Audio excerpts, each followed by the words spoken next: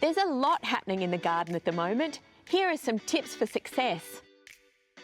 Broadleaf weeds and grasses can really spoil the look of your garden. They can also invade hard surfaces like paths and driveways. And did you know that weeds can also harbour pests and diseases?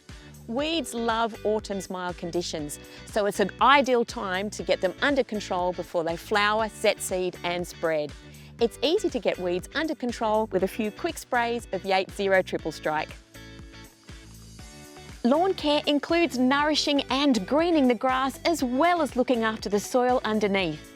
An organic lawn fertiliser is great for promoting complete lawn and soil health. Mild conditions and humidity can promote a range of diseases including rust and powdery mildew. Early signs of disease include yellowing leaves and white powdery spots. As soon as you see any symptoms of disease, it's time to start spraying with an organic fungicide. For more advice, chat to our experts. Happy gardening!